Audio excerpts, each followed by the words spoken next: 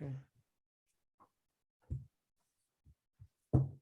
Hi, good evening, everyone. We're just still letting some people in from the waiting room, but for those of you who are with us this evening, thank you very much for joining us. I'm going to start off with just a few house rules, which for those of you who have joined us for our previous webinars, you'll be very familiar, but for those of you who haven't, if you could please just keep your microphones on mute. This just ensures that there will be no audio interruptions to the evening's presentation. But of course, as many of you have already, please feel free to switch on your videos so that you can get a feel for who's in the meeting and have a bit more of a physical feel to the meeting. So welcome to you all this evening. Before I do the introductions, I just want to welcome you on behalf of the Zionist Federation and the WZO, the World Zionist Organization here in the UK. And also just to let you know of a couple of events that are coming up.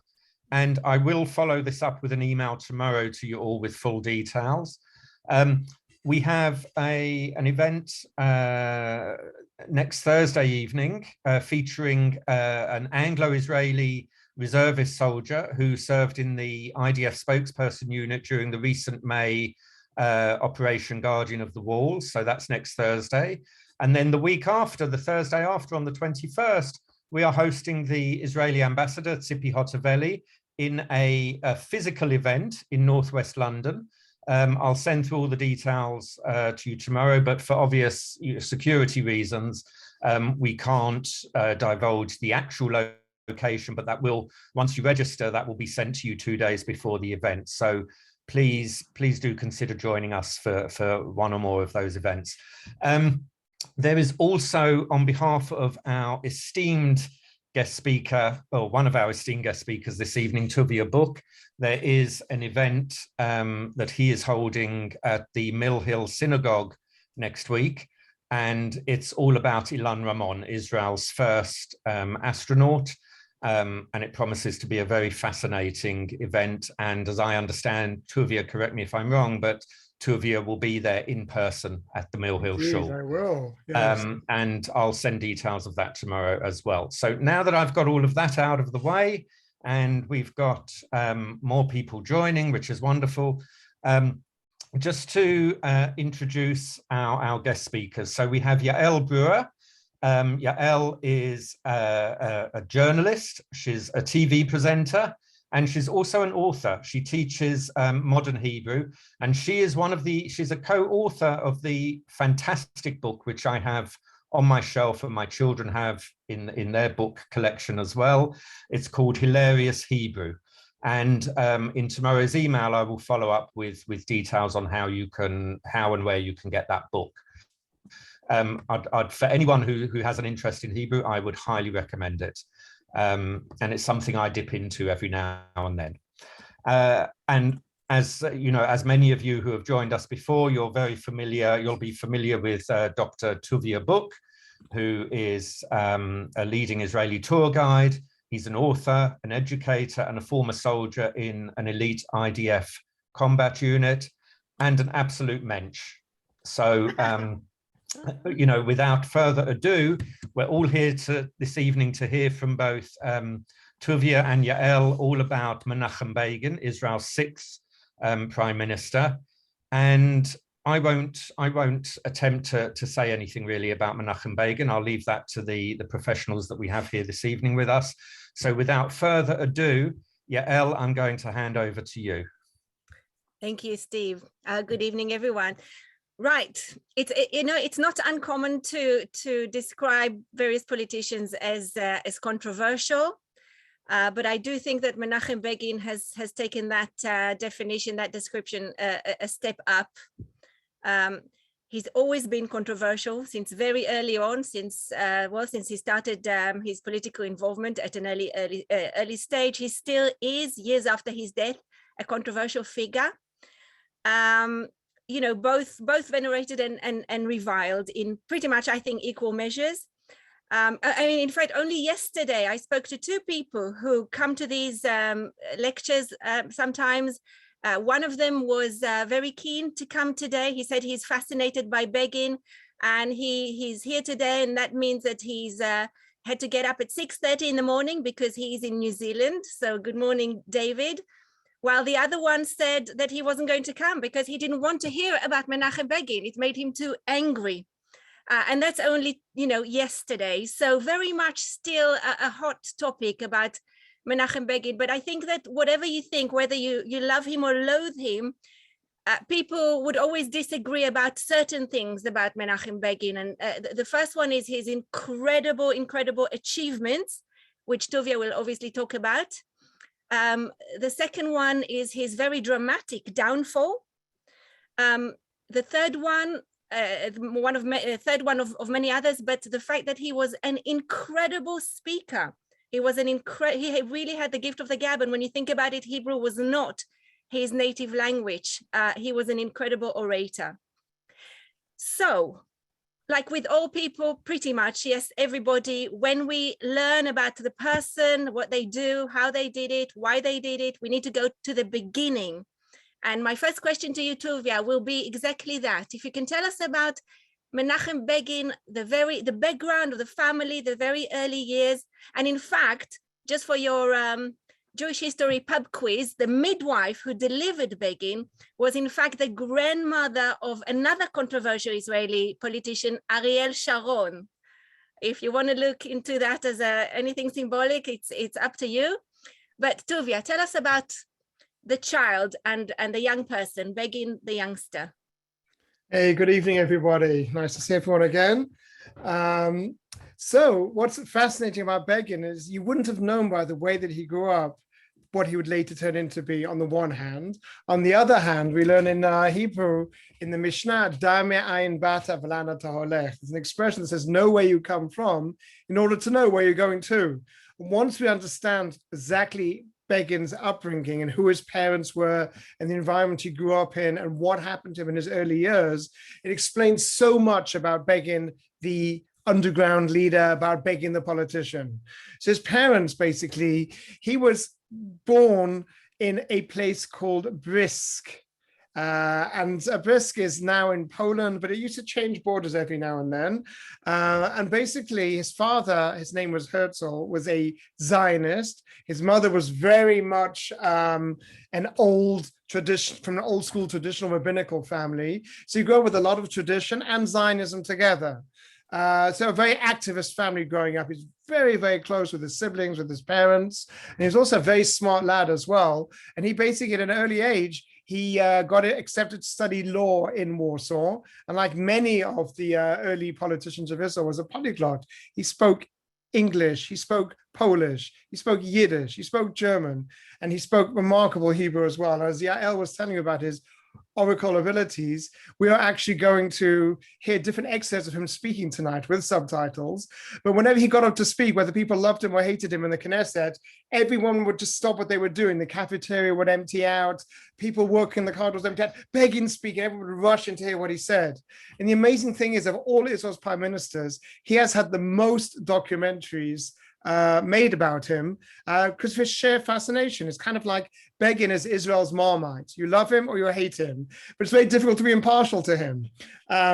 So just to show you just how much he's in the news, even now, years after his demise, we're going to start off the presentation tonight with the latest documentary made about Begin. Over to Steve. So you can see very much still in people's minds and people's hearts for all sorts of different reasons. And you'll hear in the documentary, even people who didn't agree with him still admired him. So let's see the clip of the trailer of the latest documentary on Begin that literally just came out a couple of months ago. Over to you, Steve.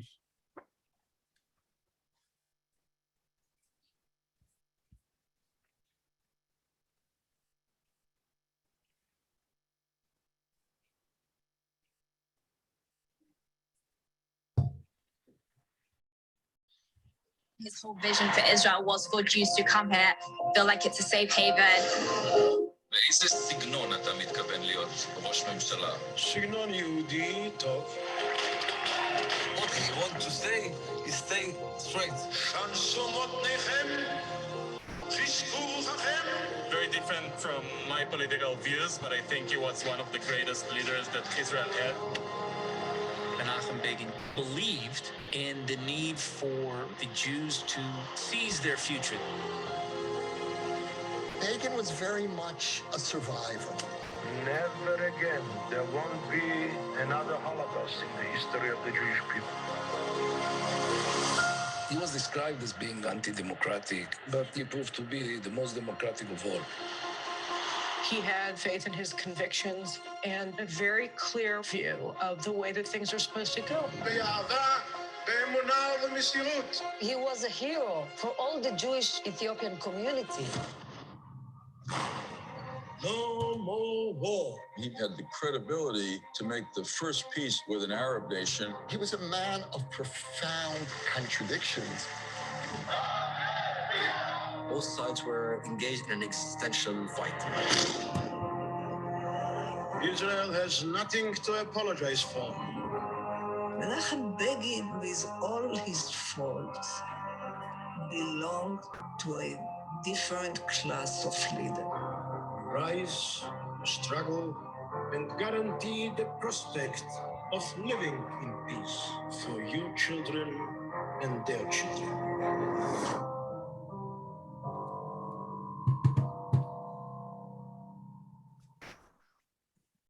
Okay, so you can see that even the youngsters today who didn't grow up with Begin, they've all heard about him, they've learned about him, they've studied about him, and he's just an incredible personality.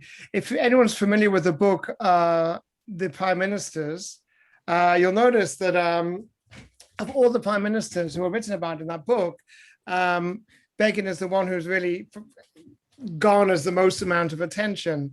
And a lot of it is just to do with just how many things he managed to achieve in how many different spheres. But all of it started in his childhood, which again was traditional, but also very, very Zionistic. And in fact, at a very young age, when he was a teenager, he heard the great Zionist orator, Vladimir Jabotinsky, come and speak in Poland. And he was caught hook, line, and sinker. And while still a student as law, he became the head of Beitar in Poland, which was the youth movement of Jabotinsky. Yael. So, Tuvia, he started, Jabotinsky was very much, his doctrine was something that he aspired to be involved with. Tell us about his involvement and the circumstances that led him to escape from Poland, which is already an act that was or can be seen as controversial in itself. Absolutely. So Begin was the head of the Beitar Zionist movement in pre-war Poland, and they had thousands and thousands of members. People don't realize that before the Holocaust in Poland, 1 out of 10 citizens of Poland was Jewish. There was 3 million out of 30 million were Jewish. And in some towns like Warsaw, every third person you walk past in the street was Jewish. So Warsaw was a lot more Jewish than New York City is today, for example. And it was just a very Jewish country. And one of the Zionist youth movements called Beitar that Begin headed had tens of thousands of members. And when the World War II started, as we know, with the pact between Germany and the Soviet Union, Poland was divided. The Germans invaded the west half, and the Soviets invaded the eastern half. And very controversially, Begin got up with his wife and his sister-in-law, and they fled to Soviet occupied Vilnius and left all the members of Beitar behind in Poland with nowhere to run and nowhere to hide. And this decision of his would color a lot of his later life, later decisions. Very controversial. And ironically, isn't it, that the Soviets actually arrested Begin for being a sort of British collaborator, which is ironic when you think about his relationship with Britain afterwards. Absolutely, yes. And I didn't mention his wife briefly. And I just wanted to bring her up again. Begin and Eliza, they had a very pure love. I've got this book over here written by Daniel Gordis called Menachem Begin, The Battle for Israel's Soul. It's a fantastic book. And in it, he describes how Begin met his wife. And this is what he wrote. Begin only took one break from his forensic political activities on behalf of Beitar for the purpose of marrying Eliza Arnold. He'd met the dark-haired girl in Galicia when he stayed by her family after a speech he delivered in the local Beitar chapter. The day after he met her, this is a quick mover over here, the day after he met her, he delivered a note saying, "I saw you, my lady, for the first time, but I feel as if I've known you all my life." And really, within weeks, they were already engaged. And she was very much a pillar by his side throughout his entire life. Not only that, when she passed away, really it was the end of Begin's life as well, which we'll get to later as well. But their love was pure, and their love was just absolutely a true fairy tale romance. Okay, so maybe we can now move to the next phase in their lives. They left Europe. He came to Palestine. He actually came to Palestine as part of the Polish army. But what happened there? Okay, so as you mentioned, he was arrested by the Soviets in Vilnius, ironically for belonging to a Zionist youth movement, put in a Russian gulag, and he wrote a book about it many years later called White Nights. And then miraculously, the Germans broke their pact, invaded Soviet-held Poland, and the Soviets let him out as a free Pole, where he joined the General Anders Free Polish Army, and by a very convoluted route, ended up in the British Mandate to Palestine in 1943. And when he got there, he was kind of a major celeb because he'd been the head of Beitar in pre-war Poland, and the underground movement known as the Irgun, the Etzel, were leaderless at the moment because their leader, David Raziel, had been killed on a mission fighting for the British. And he sort of stepped into that slot and he became the leader of the Irgun Tzva'i Leumi, or the Etzel, or the Irgun, or the IZL. And that was really the next stage of his life from 1943 till 1948, the next 5 years of his life as part of the underground movement. And when he was leading the Irgun, I mean, he really did something. First of all, he became the most wanted man by the British at some stage. Mm-hmm. Right. He had a dead or alive warrant, by the British. He did some things that really sound like they were part of some action movie, and the way that he managed to escape from being caught by the British. I mean, many identities, false identities. He was very controversial already. Maybe you can tell us about a few of the activities that he was the leader of while in the Irgun, and also how he managed to escape from being caught. Okay, well, the thing is, as we all know, the British were there, and Winston Churchill was the Prime Minister in World War II. And even though he was very much pro-Zionist, Winston Churchill also kept in play the entire war the infamous white paper allowing Jews, so not allowing Jews to come into the land of Israel when they needed it the most. As we all know, back in 1917, the British had issued the Balfour Declaration, and His Majesty's government views with favor the establishment of a Jewish homeland in Palestine. But by 1939, just before the war, the same British government had issued a white paper almost limiting Jewish immigration to nothing and forbidding land purchase just when the Jews needed a homeland the most. So basically made the British mandatory government accessories to murder. And the Yishuv, or the pre-state Jews in Palestine had a bit of a quandary, because when World War II broke out, they didn't know quite what to do. On the one hand, the British are fighting the Nazis. On the other hand, the British are not allowing Jews to come into Israel. So David Ben-Gurion famously said, we're going to fight the white paper, the British white paper, and try and illegally bring in Jews if there's no war, but we're going to fight the wars if there's no white paper. And the British basically, the Jewish underground had a truce against the British. And that was in place when Begin got there in 1943.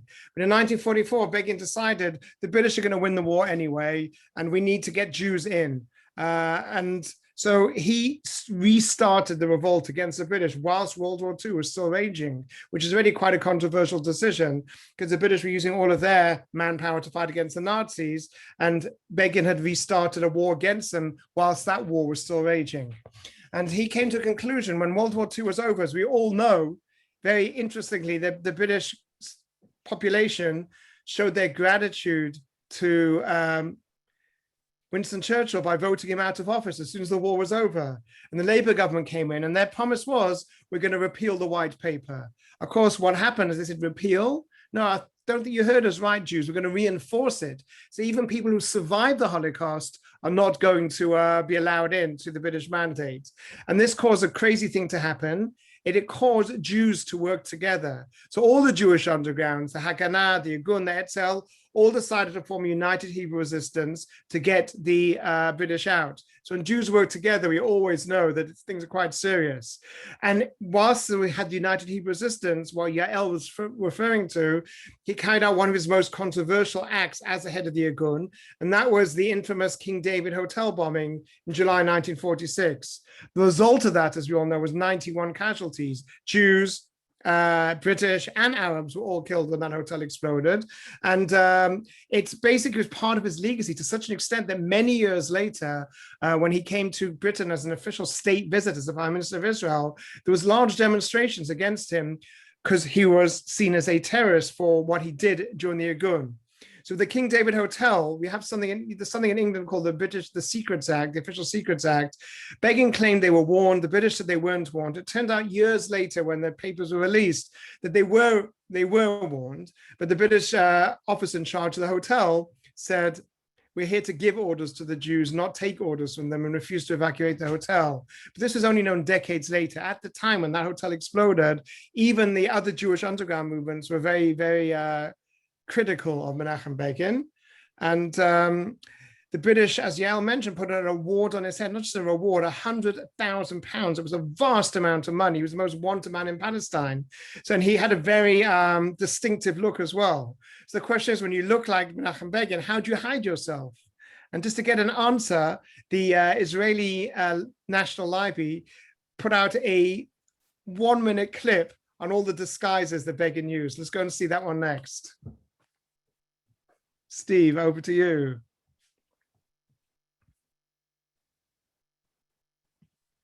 Steve, are you with us? Yeah, I'm with you. Just there you go. That's the right one. Yeah.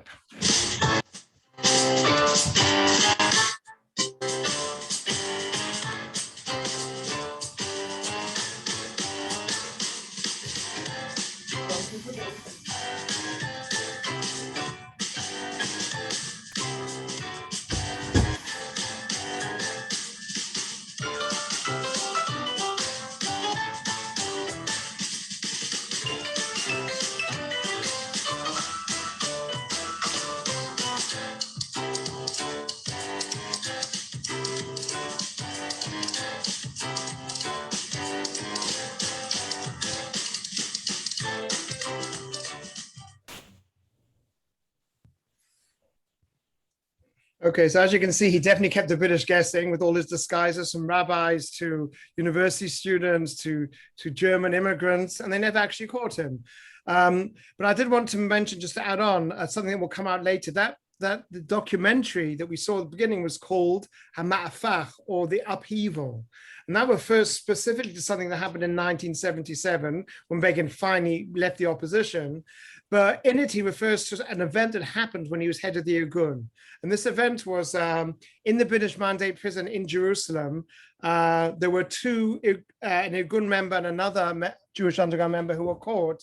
One of them was Sephardic and one of them was Ashkenazic. And they were caught in this prison cell for possessing weapons. And the British were going to hang them. And they was called Moshe Barazani and Me'er Feinstein were their names. And Begin was their commander, basically. And they asked if they could smuggle a grenade into their cell. So they said, you know, when the British come to hang us, then we'll kill the hangman as well, just like Samson pulled down the temple on top of the Philistines. But then the rabbi who was supposed to told them he was going to come when they were being hanged. And they said, don't come, because they were scared they might kill him, but he insisted on coming. So that night, rather than risk killing the rabbi, but not giving the British the pleasure of hanging them, they put the grenade between their hearts, sang a song called Adon Olam, and when they finished the last line, God is with me and I will not fear, they pulled the pin and killed themselves. And Begin was so moved by this act that when he died, he asked buried next to them on the Mount of Olives, and he refers to them in a speech which we're going to hear later on. That event happened when he was in charge of the Irgun. And basically he was known to have glasses that didn't see color. There was a lot of division in Israeli society, which Yael will mention, between Ashkenazim and Sephardim, Oriental Jews and European Jews. The first couple of decades of the state of Israel, but Begin was known even at that early stage not to look at the color of people's skin or where they came from, but rather their characters. I wonder, Tuvia, if you want to mention the two other episodes or two other cases, one with the British sergeants and one with the Altalena ship. Okay, well, the British sergeants is a very, very unusual story and disturbing story. Basically, people thought that because Begin was in charge of the King David Hotel, that the British threw in their hat and decided they have to leave. That wasn't what caused the British to leave. What caused the British to leave Palestine was something else that the Irgun did. There was an unusual choice and morally controversial choice as well, where basically the British captured 3 Irgun members and they would put them in prison in Akkon, so they're going to hang them. So Begin said, I'm sorry, you can't hang our boys. They need to be treated as prisoners of war. So he ordered the Irgun to go out and capture high-ranking British to use as collateral, but they couldn't find any. So they were walking around, all the generals and all the judges were in hiding. So all they found, Nebuch, was these 2 British sergeants, conscripted soldiers, who happened to be in the wrong place at the wrong time, taking a walk on the beach in Netanya. So they kidnapped them and hid them. And the Irgun said, if you hang our boys, we're going to hang yours. And the British put the entire country into a curfew, searched everywhere. They couldn't find them because they were already in a pre-prepared place. And then what happened? The British said the Jews wouldn't dare. No one hangs British soldiers. And they called the Jews bluff and they hanged the 3 Jewish underground members in the Acre prison. And so now they had a dilemma. What do we do? They're already dead anyway. Should we just let the sergeants go or should we hang them? Now, this story is...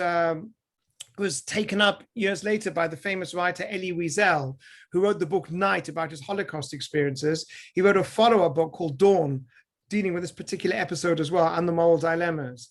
So the question is, do we hang them? Don't we hang them? Do we turn ourselves into the monsters who we're trying to replace? And the decision was made eventually to hang the boys. Whenever I'm guiding in Israel, especially with teenage groups or with university age groups, I ask them the question, what would you do? Do you think it's the right thing to hang them, not to hang them?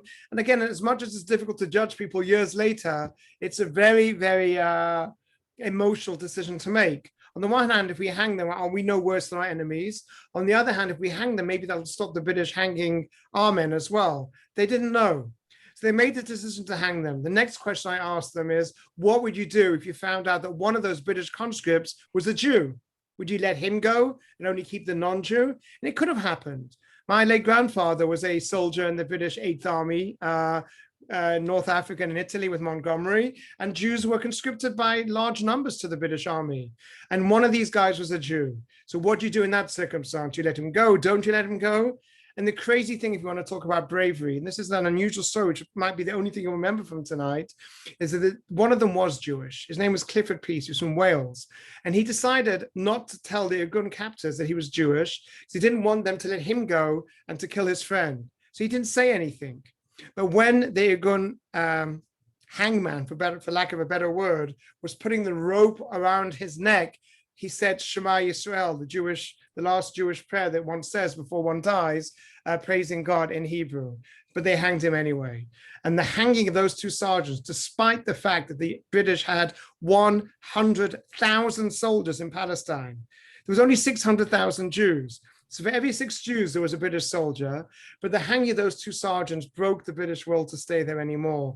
All the British newspapers, after the revulsion of the hanging, the next sentence was, bring our boys home. You had women in England who hadn't seen their husbands or their sons or brothers for 6 years of World War II. Then they're sent out to Palestine. And then they start hanging British soldiers. So it was that hanging, as controversial as it was, that finally led the British to throw in the towel and give the whole problem to the United Nations. And Tuvia, just before we move to the next phase, if you like, the establishment of the State of Israel and what happened after that, do you want to talk about the story about the Altalena, the ship? Right. So, as much as Begin's a controversial figure outside of Israel, he's just as controversial in Israel as well. In fact, one of Israel's historians, one of the famous historians of Israel, called Anita Shapiro, she said it was impossible to exaggerate the Begin-Ben Gurion animosity. David Ben Gurion was, as we all know, the first prime minister of Israel, and Menachem Begin was in the opposition for 29 years. He lost 9 elections before he eventually was elected. That's a lot of incredible amount of stamina to stay in the game. But it all started from the pre-state when there was 2 different ideologies in Israel. The Haganah was very much affiliated with the socialist side of Israeli society, and the Irgun which was a much smaller movement. There was about 30,000 members of the Haganah underground movement, and only about 3,000 members of the Irgun, but that was affiliated with revisionist Zionism. And to say, as Anita Shapiro said, that they didn't get on is a British understatement. So once the British leave and the state of Israel is declared in 1948, there was a ceasefire, and during that ceasefire, the Irgun decided to bring in a ship called the Altalena, full of Holocaust survivors, Irgun members, and also a massive amount of armaments for the nascent IDF. However, at that time, when the war started, Jerusalem was theoretically a neutral city. It didn't belong to the Jews or the Arabs. According to the United Nations Partition Declaration, it was an internationalized city. So as much as David Ben Gurion had actually made the IDF, Israeli Defense Forces, all the underground movements together into the IDF, in Jerusalem, they still fought alone. So David, so to cut a long story very short, when the ship comes in, and it initially lands at a place called Kfar Vitkin in Netanya, and they start unloading. And the Haganah, I should say the IDF come, and Begin is there as well. And somehow, no one knows how it started, but shots started being fired. And Begin ordered the ship to weigh anchor and to sail to the seafront in Tel Aviv. So Begin's on the ship. There are thousands and thousands of rounds of ammunition and all sorts of armaments on the ship, Holocaust survivors, Irgun members. The ship is beached right opposite the seashore, the hotels, the promenade in Tel Aviv. And on the seafront are members of the Palmach movement, including another later Prime Minister, Yitzhak Rabin. And a firefight starts between the Irgun and the Haganah, or more accurately, between the Haganah and the ship, because Begin ordered his soldiers not to fire back. He said, Jews don't fire upon Jews. And then in a very controversial act, the IDF starts shelling the ship. David Ben Gurion ordered them to shell the ship, and one of these shells hit the ship, set it alight. It's full of ammunition, and Begin's followers try to drag him off the ship, and he doesn't want to leave. He wants to be the last person on the ship. This goes back to what Yael asked me earlier about him running away when World War II started and going to free Poland.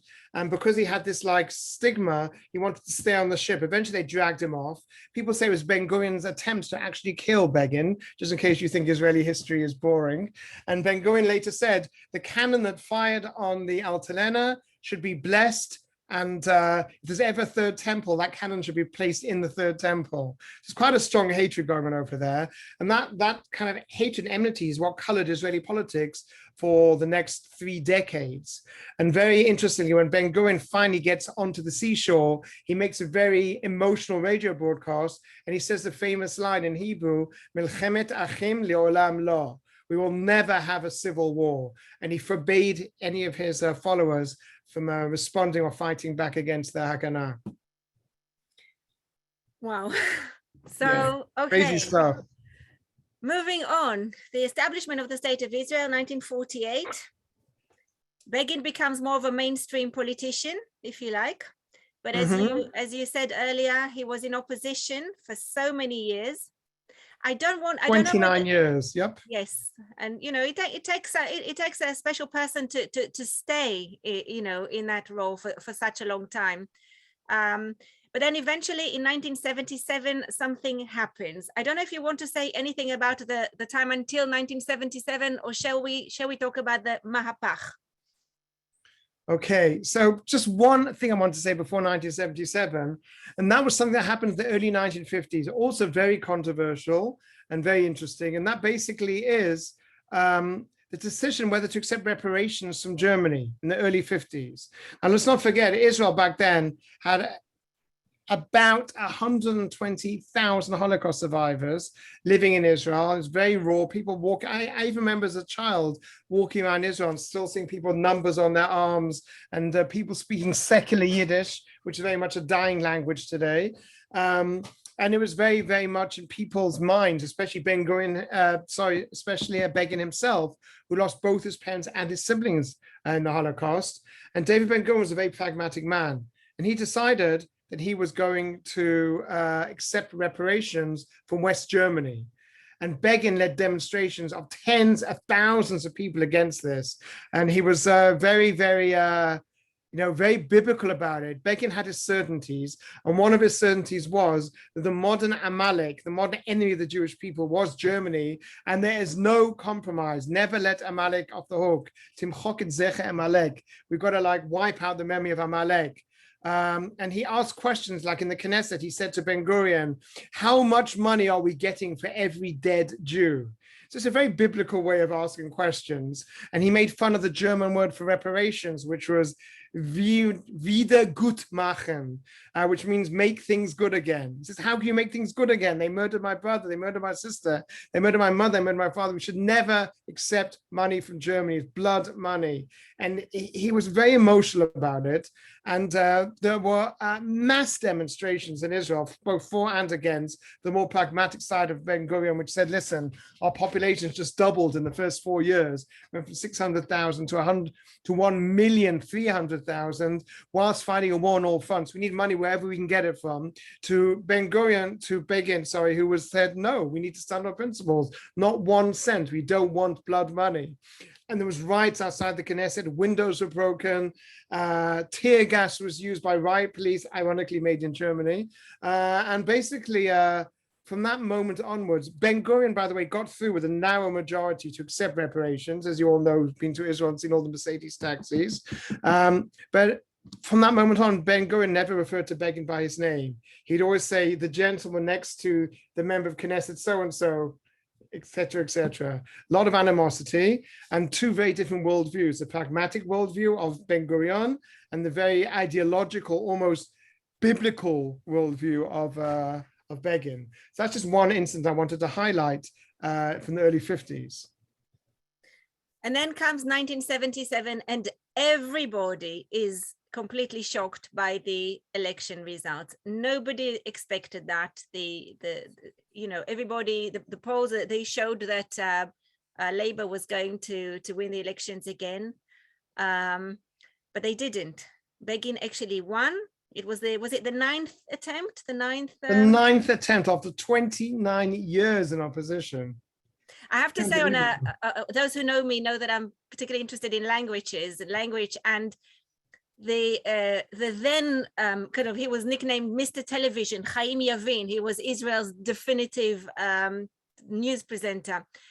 He got the results moments before he had to declare them to the nation, and he literally revived a Hebrew word. He didn't want to say that there was a mahapecha, which means kind of revolution in Hebrew, because he thought that was too strong, perhaps, for the nation to hear. He didn't want to use the word shinoi, which just means change, because it was too weak. So he took the word mahapach, which kind of means reverse, but it wasn't a word that was used in Hebrew then. And that's how he started the news program that night. He said, Hamahapach. And this word is known to this day as the day when Likud won in 1977. And everything changed. Do you want to talk to us about that, Tuvia? Yes, I mean, it was a real movement. It was a real, hold on one second. I'm just getting back to my screen here. It was a moment in Israeli history which no one saw coming, but on the other hand, was kind of inevitable, especially after the Yom Kippur War. The Yom Kippur War, basically, the end of the Yom Kippur War, especially the Commission of Inquiry, the Argonaut Commission of Inquiry afterwards, combined with the corruption scandal of Yitzhak Rabin's wife, Leah's shock horror having an American bank account. All these things together made people say, you know what, they've just been here for too long, the Labour government. They've been here for 30 years, and they talk about peace. We haven't actually made any peace with anyone else. And we saw with the Yom Kippur War that they're not infallible. They have a lot of hubris, and maybe, just maybe, this expression in Hebrew, "Mashaneh makom, mashaneh mazal." If we change the government, maybe the fortune or the future of the state of Israel will look slightly different.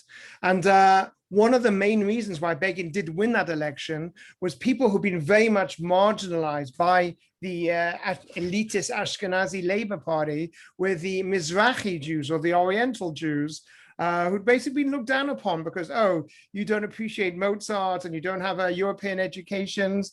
And those guys, the Mizrahi Jews, voted in their droves for the Polish man with the suit. And you might wonder, what was it about Begin that really attracted them? And basically, he was someone of the people. He was a man of the people. He didn't look at people by their ethnic background. He had a very Jewish way of looking at the Jews, and the North African Jews saw this Polish gentleman with a suit. That he came to visit them with a suit on, where the Labour government had come to visit with that famous open white shirt. They said, well, he's giving us respect. Look how he dresses. And they realized that he understood the importance of peoplehood. And he gave a famous speech, which we're going to hear an excerpt of, just before his second election, where he refers to, Yael mentioned she likes the Hebrew words. There's a Hebrew word, chach, which is, we don't hear too much these days, but it was a kind of a derogatory Ashkenazi way of talking about Oriental Jews. So Begin gets up in his suit and his Polish accents in Hebrew and gives a famous speech on the eve of the election that helped him win that second election as well. So on one hand is the Mizrahi Jews thought that here is a man who respects and honors them, and therefore they voted for him in droves. And also the traditional Jews as well saw Begin as a much more traditional Jews. They found that the Labour government was very anti-religion, where Daniel Gordis, who wrote this book over here, his original title for this book was going to be Menachem Begin, Israel's Jewish Prime Minister. But that title was actually nixed. But he did things that no head of state had ever done before. For example, once the surprise result came out and the Yavin coined that new word, mahafach, the first thing Begin did was he took out a kippah from his pocket. Now, I doubt any Labour government leaders had a kippah in their pocket. He took out a kippah from his pocket, put it onto his head, and said the Hebrew prayer, Shechianu, thanking God for keeping him alive to see this moment. A man deeply rooted in tradition. The second thing he did in that live TV announcement was he blessed his wife with a quote from the book of Jeremiah. His wife was always by his side. A beautiful story. And his first act as prime minister in 1977, which just shows how different he was, his way of thinking, than all the previous Labour governments, was, as many of you might remember, after the Vietnam War, there was this tragic situation of the Vietnamese boat people floating the oceans of the world with nowhere to run, nowhere to hide, no sanctuary, no refuge. Menachem Begin's first act as prime minister was to admit Vietnamese boat people to Israel and give them Israeli citizenship. Now, this is a very, very biblical thing to do. As we all know in the Bible, when it talks about Jews, it says, you were slaves in Egypt. That's how the Haggadah begins. He says, just as we were slaves and treated badly, we are also going to make sure that we show peace and justice to other people in the world. And it's not unusual today walking around Tel Aviv to see people looking very Asian, speaking fluent Hebrew, or descendants of these Vietnamese boat people who he enlisted. So people felt there was a new wind coming into Israel. And of course, what he did the next year really proved the point. So maybe we can talk about what happened afterwards. I mean, obviously, his main achievement would be the peace with Egypt. Mm-hmm. A very controversial thing that he did was to bomb the Iraqi nuclear plant.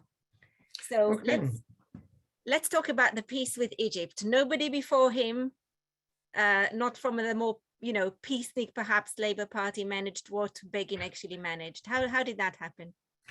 Okay, so before we go into peace with Egypt, I just remembered in my mind, because we have, just like Blue Peter, we have stuff we prepared earlier in the oven. So we have some video clips we prepared earlier.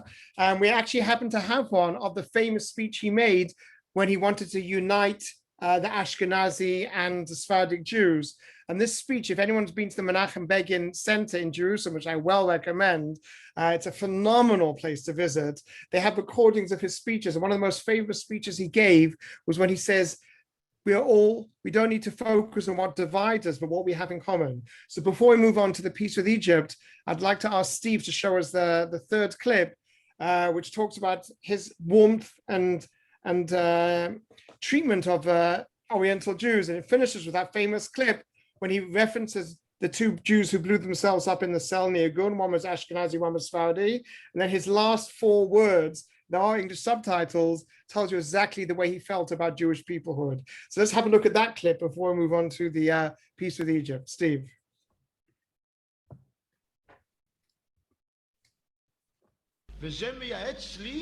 No, not that one. Okay, we'll do that one. Okay, pause.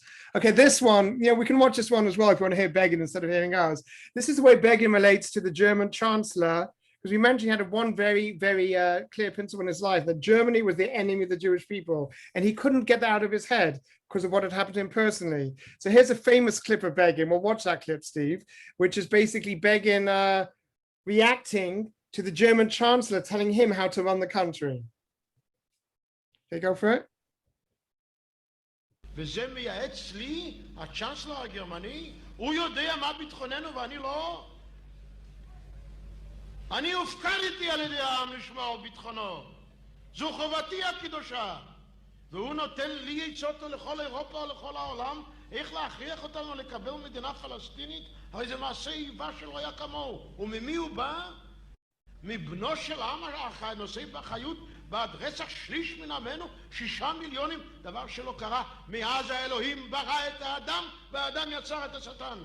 הוא ייתן לנו עצות איך לשמור על ביטחוננו, הוא יפקיר את דמנו, הוא ינהל תעמולה למען מדינה פלסטינית.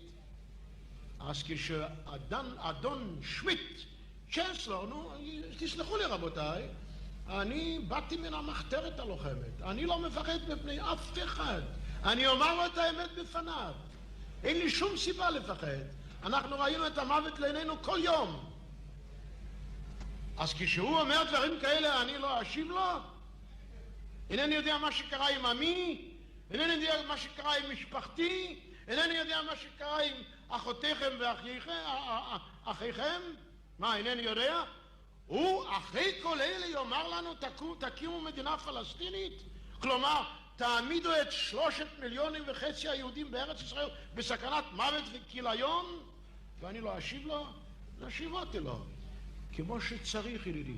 אני לא מוותר אפילו על מילה אחת ממה שאמרתי. ואם יש כמה יפי נפש שככה החלו לעקם את האף שלהם, יהיה להם אף עקום. Okay, so whether you like him or don't like him, he was definitely a very colorful speaker. Now let's go on to the next clip, Steve, which is the way that his relationship with the Mizrahi Jews, which is a very warm relationship. Let's go on to that one. The next clip. This is the Riff Raff speech. Yes, the Riff Raff speech, yes. Okay. Here's a very different Begin.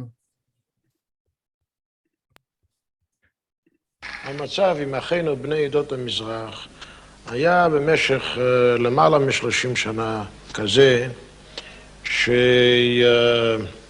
שהמפלגה השלטת במשך 29 שנים גילתה איזו מידה של התנסות מעל ציבור זה, ואני יכול לתת הוכחות רבות, אבל החשובות בהן הן דווקא האחרונות. למשל, דיבור על 2 תרבויות. מי שאומר שיש 2 תרבויות, אומר, התרבות שלי היא גבוהה מזו של זולתי.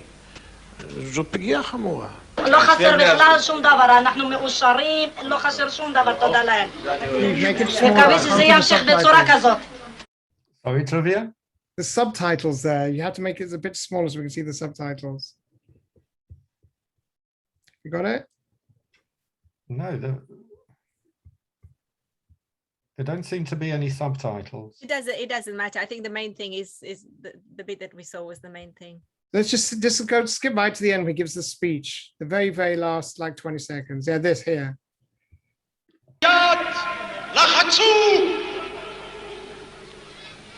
Ashkenazi, Iraqi, Yehudim, Achim, Okay, that's enough. So basically, yeah, so when he finishes off his speech, he says, it doesn't matter if you're Ashkenazi or Sephardi, we're Jews, we're brothers, we're fighters, we're all one thing together. So basically, he has this very charismatic way of talking, expressing himself, very biblical terms, right? He also uses, as Yael will be able to tell you, like an old type of Hebrew as well. We call it Ivrit Shel Haaretz, very good Hebrew, and a lot of biblical allusions, which explains what you mentioned earlier, which is very interesting. So you think, wow, here's a very right-wing person. You heard what he said about the Palestinian state. We'll never do a Palestinian state. We're all one together. The Jews are the most important thing. And yet within a year of office, he does what 30 years of Labour government did not do, makes peace with number one enemy of Israel, Egypt. The irony is just it's incredible. When for 30 years, the left of center parties Israel talked about peace all the time, but it couldn't do anything. Within a year of office, Anwar Sadat is landing in Israel and addressing the Knesset in Jerusalem. And you need to ask yourselves, what was it about Begin that could enable this to happen so quickly? I remember as a child watching Sadat land in Israel, something we could have never thought possible. Who would have thought that the head of the state of Egypt, that just 4 years earlier been trying to wipe out the Jewish state in the Yom Kippur War and tried to wipe out the Jewish state in 1948, the largest Arab country, the head of that state would be addressing the Knesset in Jerusalem, and peace will be carried out with Egypt and Israel, which, as we know, opened up a whole Pandora's box of peace treaties, followed by Jordan, followed recently by the Abraham Accords. All that started with Egypt, and without Egypt, none of that would have been possible. Tuvia, I'm aware that we want to allocate a little bit of time for some questions. So maybe it's not going to do it any justice, but maybe in literally a minute or two, you can say something about the dramatic downturn of Begin. Okay, so when Begin was in power, he had something called the Begin Doctrine, which was never again, means never again. If the state of Israel is ever threatened, Jews are ever threatened, as long as he's in power, that's not going to happen. That's why he ordered the bombing of the Iraqi nuclear reactor in 1981. And that's why in 1982, when Israel came under intense artillery fire from the PLO in Lebanon, and the Israeli ambassador in London, Shlomo Argov, was shot and critically wounded, Begin said enough is enough. Never again means never again. We have a Jewish state. And he basically okayed the Israeli army, the IDF, going into South Lebanon to clean up the PLO bases. What happened next is what led to his downfall. All of Israel's wars until the First Lebanon War had been very popular wars amongst Israelis because they were all seen as wars of survival, wars of necessity, Milchemet Kiyum. Without the war, there wouldn't be a Jewish state. Without the 48 war, the 67 war, the 73 war, they were all accepted across the spectrum. And initially, when Israel went into Lebanon back in 1982, it was understood why Israel went in, just the same reason Israel reacts to missile fire from the Hamas terrorists in Gaza, because no sovereign state should or would accept its own citizens being under constant missile barrage. The problem is, once they were in, the initial plan was to go into the Latini River, which is about 20 kilometers north of Lebanon, clean up the PLO and come back. If that would have happened, then Begin might have stayed in power for many more years. The whole history of the Middle East might have been different. What happened next was that the defense minister, Ariel Sharon, told the IDF to keep on going right into Beirut, and Lebanon became Israel's Vietnam, where the troops got bogged down in Lebanon and stayed basically in South Lebanon until the year 2000. I myself served in Lebanon. Any IDF combat soldier had tours of duty inside Lebanon. And anyone who tells you they weren't scared in Lebanon, they're either stupid or lying. It was a petrifying experience to be inside there, walking around with a loaded gun and never knowing who's going to attack you. And many Israelis started asking, what are we doing there?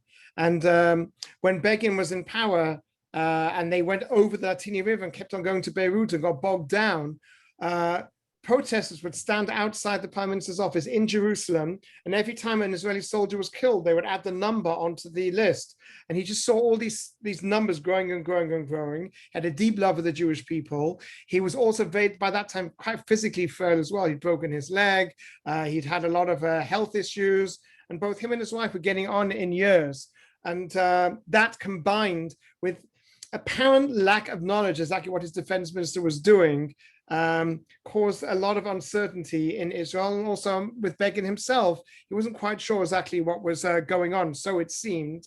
And the straw that broke the camel's back, obviously, was when he went on Washington, D.C. for mission. And when he went to speak to the American president, on the way there, his wife, who was in hospital, given him her blessing, she passed away. And once his wife, Eliza, died, he just kind of lost the will to be there, to be in public anymore.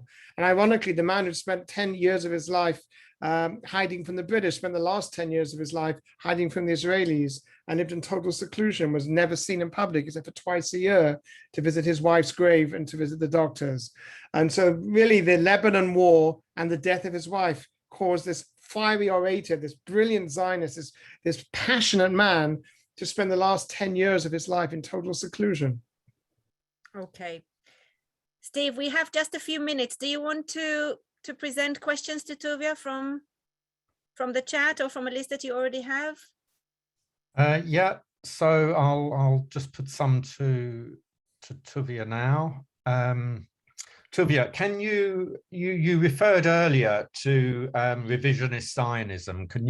Someone's asking in the audience, can you please explain the meaning of that? Okay, so Jews, as we know, 2 Jews and 3 opinions, or as the Bible says, Shivim Panim Torah, there's always different interpretations. So Zionism is not simple that we have Theodor Herzl, who founded political Zionism. Within a few years, was different breakaway forms of that Herzlian Zionism. One was called cultural Zionism by Ahad Ha'am. One was called labor Zionism. One of its big proponents was A.D. Gordon, which is a socialist Zionism based on working the land. And one was religious Zionism, where modern, what we call Mizrahi Jews, wanted to combine being religious and being Zionist. And their leader, of course, was Rabbi Koch. So they had these 4 forms of Zionism. If that wasn't enough, along comes Zev Jabotinsky, 1880 to 1940, and he says, no, none of you guys have got it right. We need a different type of Zionism. We need to revise Zionism, thus the name revisionist, and we don't want to take these compromises by the British and making our homeland smaller. We want a homeland on both sides of the Jordan River, and the only way to achieve this is by military struggle. So the logo of the Irgun was taken from the revisionist Zionism, which was very militant Zionism, but they literally had a hand clench holding a rifle on top of both sides of the Jordan River, and 2 words in Hebrew, rak kach, only thus. We will only get a homeland if we don't rely on the pity of our host nations. We Jews need to stand up and fight for it. We need to fight for it with honor. And their concept was called hadav, honor. And that was basically very different from the socialist philosophy, the Haganah, which was Haflagah, which was restraint. If we're attacked, then we will defend ourselves. The Irgun was, no, we're going to go out and attack the attackers before they attack us. It was much more militant. Okay. Thank you for that. Someone else has asked here, why did Begin resign? He resigned for 2 reasons. One is he literally, once his wife died, his spark just went out of him. They were so incredibly close. They were inseparable. Once she died, he just basically lost the will to serve the public anymore, and his own weaknesses. And also, he was a confused man by the end. He didn't quite understand what Ariel Sharon was doing. There was the Sabra and Shatila massacres in Lebanon. There was all sorts of things going on, and he wasn't clearly in the picture. And if you look at him as his fiery orator days, you look at him at the end of his life, it's a total contrast of a human being. He was spent, he was a shattered human being, and he'd given everything for the country to such an extent that when he did resign, he didn't even have a flat to live in, because $1 million he got for winning the Nobel Peace Prize, he given to charity. He did everything he could for his country, and his friends had to buy him a flat to spend the last 10 years of his life in seclusion. So he basically just lost the will to live, and he was absolutely shattered by the casualty rate of the Lebanon War. Interesting. Okay. Another question here. At one point, Begin asked Ben-Gurion to return to office. Could you shed some further light on that? Yeah, that was just before the Six-Day War. If any of you were around, it looks like some of you were. I wasn't even a twinkle in the milkman's eye. But back in May 1967, people thought that there was going to be a third Holocaust. You know, it was really bad. You had all of Israel's enemies all on all the borders.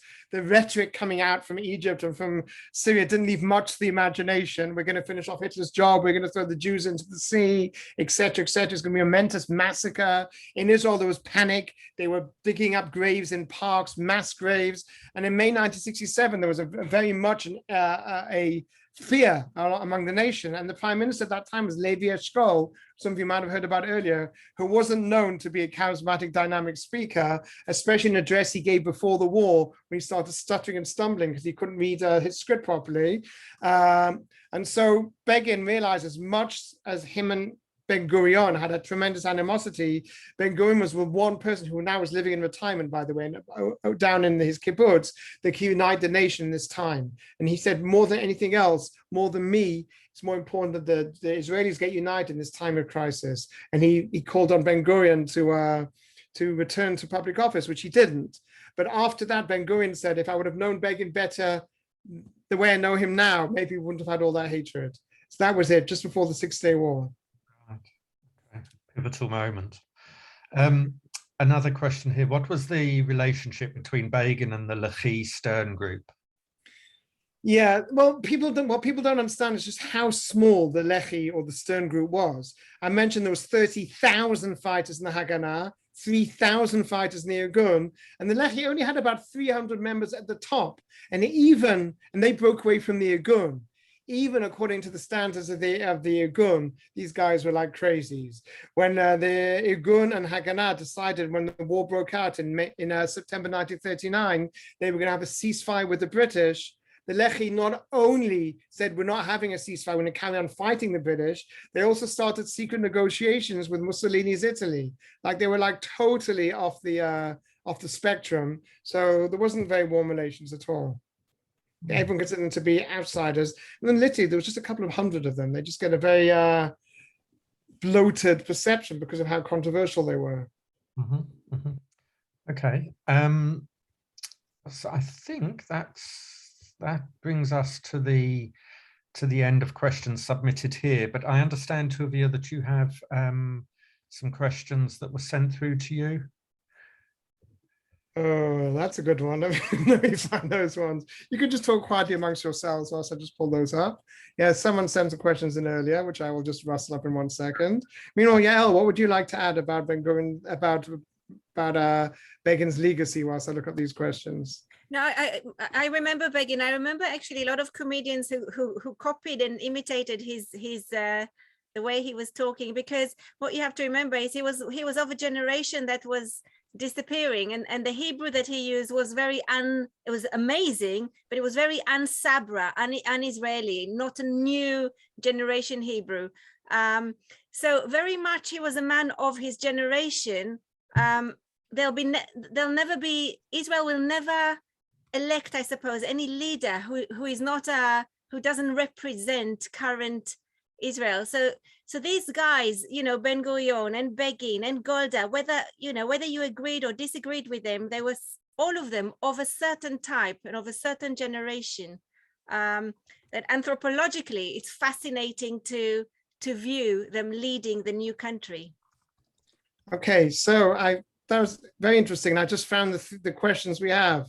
So the questions I got sent in from Judith Adder in Bournemouth by the Sea is, given the real regional destabilizing risks involved, what would Begin's approach be towards an increasingly belligerent nuclear-armed Iran? I think we all know the answer to that because we saw what he did in 1981. In 1981, he ordered the Israeli Air Force, the colonel in charge of planning was a young colonel by the name of Ilan Ramon, later to be Israel's first astronaut. He said, listen, Iraq is building a nuclear reactor. We need to stop it. And that was his doctrine. His doctrine was, if anyone rises up to threaten Israel, we're going to take them out first. Because never again, it's not a statement; it has to be the reality. And so we saw what it in 1981 against all the odds. 9 Israeli planes flew 2,000 miles there and back and took out the Iraqi nuclear reactor. And of course, the whole world condemned Israel. Then 10 years later, when America invaded Iraq, they were very happy that Iraq did not have any nuclear potential. And he would do the same today. That's what the Begin doctrine is, that weak Jews, pale ghetto Jews running away from pogroms, and the non-Jews, that's out. We're now the new Jews, and we will rise up and we'll defend ourselves with whatever means we have at our disposal. So I'm sure that's how he would respond to that. The other question was what would his opinion be of Israel's outreach policies for peace with Arab states via the Abraham Accords? We know from what he did in Egypt that he was extremely, extremely for that. And I have a clip which we didn't manage to see about how he justified making peace with Egypt. You know, it was very controversial at the time, especially giving up so much land. Israel literally gave up 1/3 of the land conquered in the Six-Day War, including airfields, oil fields developed by Israel, an entire community called Yamit. And Begin's view on that was basically no more war and no more bloodshed. That's what he strived for. He's seen so much. Only someone who's been through war and bloodshed and murder and Holocaust would want to strive for peace so much. And that's what he said when he got the Nobel Peace Prize in Sweden. He read from the book of Isaiah, they will beat their swords into plowshares. So on the one hand, he was very much a proponent of peace with our neighbors. On the other hand, oy vavoy, if anyone looked at Israel the wrong way or tried to threaten Israel. So again, a man of contradictions, but in his mind, it was all explained by the Bible, that you should always be strong, but at the same time should reach out your hand for peace. And that's what we hear. Adonai oz le'amor yitain, Adonai yivarech et amo b'shalom. God will bless his nation with strength, but also he should bless them with peace. And that was always the double-edged sword that Begin had. On the one hand, I have the olive branch. I'm prepared to reach out for peace. On the other hand, if you start with this, I also have a sword in the other hand as well, which, as we all know, is the symbol of the IDF, the sword wrapped with the olive branch. Fascinating. Just a question for me, and I do feel like I should know the answer, and that possibly the answer might be very obvious, but where is Begin buried? That's an excellent question. I even have a picture of it in our pictures. This is a great trivia question. Most people assume that all of Israel's leaders are buried on Mount Herzl. There's even a special section called Chilkei Gedolei HaOmah, where the people like Rabin are buried, Golda Meir is buried, Levi Eshkol is buried there, but not everyone. There's a few exceptions. One is Ben Gurion himself, who's buried in the Negev next to his kibbutz in Sde Boker. So he wanted people to come down and see how the Jews have made the Negev bloom. Israel's second prime minister, Moshe Sharet, believe it or not, is buried in Tel Aviv, which is the city that he loved the most. Ariel Sharon's buried on his farm. But the fourth prime minister who's not buried in Israel, not buried on Mount Herzl, is Begin, who is buried on the Mount of Olives. Now, my mother, who's on this chat, and I actually saw his funeral when he was being buried on the Mount of Olives. And there was literally hundreds of thousands of Jews from all backgrounds, religious, secular, Ashkenazi, Sephardi, and they swarming to the Mount of Olives. And he left in his final will, he doesn't want any eulogies. And all it says on his grave is his name, his parents' name, and the year that he made Aliyah, which for him was his greatest achievement, the year that he moved to Israel. An incredible, humble man. And he also specified specifically where he wants to be buried on the Mount of Olives. And that was next to the graves of Moshe Arizani and Meir Feinstein, the two Irgun members who blew themselves up with a grenade in the cell. He said, these are the heroes, these are the holy people. Because of them, we have a state of Israel, and I want to be buried next to them. So Menachem Begin, his wife Aliza, are buried next to these two young boys, one Ashkenazi and one Sephardi, on the Mount of Olives, with a very modest and simple tombstone in a very traditional Jewish burial ground, which really sums up who Begin was. A traditional man, a modest man, and a man of deep Jewish beliefs. Okay, Tuvia, Yael, thank you. It's been a fascinating and insightful and immersive presentation and experience. To everyone who's joined us, thank you again on behalf of us, the Zionist Federation, and of the World Zionist Federation here in the UK. Like I said earlier, we have some exciting events coming up, but rather than bore you on here again, I'll send the recording of this evening's session tomorrow to you all, and I'll put details of all the events in there. Tuvia, did you want to say any more about your event at Mill Hill next week? Yes, someone asked on the chat, wait, doesn't he live in Israel? And the answer is yes. But I will be in England just to check out the Hub of Empire for 6 days. Next Wednesday night at 8 o'clock, I'll be talking Mill Hill about a subject we spoke about on the Zionist Federation seminars right at the beginning, Ilan Mamon. We started reading our Torah cycle recently with the Bereshit. In the beginning, God created the heavens and the earth. So very fittingly, we'll be honoring the legacy and the life of Israel's first astronaut, Ilan Mamon, and talking about specifically about the Torah that he took with him to space, about his life, and how he as an individual encapsulated what it means to be a Zionist. And he went on a mission, which was very symbolic, a mission for the state of Israel, a mission for the Jewish people, and a mission also as a son and grandson of Holocaust survivors. So any of you would like 8 o'clock next Wednesday to the Mill Hill Synagogue. And one thing you'll notice that I actually have legs. Most of you probably just see me from the shoulders up on a square, but if you come to Mill Hill, you'll actually see the real live me, and he walks and he talks, yes. Tuvia, a lady in the audience this evening asked if will the event be transmitted online as well simultaneously? I asked them that today. I don't yet have an answer, so I don't know. Maybe is the answer. Maybe. I will, for everyone here who might be interested in that, I'll include details of that in tomorrow's email as well. So look out for them there. And Tuvia, please God, I'll see you there next Thursday. Wednesday. You're not going to see me on Thursday. You'll see me on Wednesday. Oh, I won't. By the way, the big news from Israel here, we should all know. Right, the big news from Israel is apparently in November, finally, Israel's going to open up for vaccinated tourists. That's the big news now. So all of you who've been passionately yearning to get back here, it looks like it's going to be next month. And of course, I'll be happy to see you in person and show you around and off the beaten track and in our ancestors' footsteps, and finally get people back home again where they belong. Fantastic. Fantastic. Okay, Yael, Tuvia, thank you very much. To our audience, thank you. Be well, and we'll see you, please God, soon online and in person. Thank you very much, everyone. Good night. Bye. Bye-bye.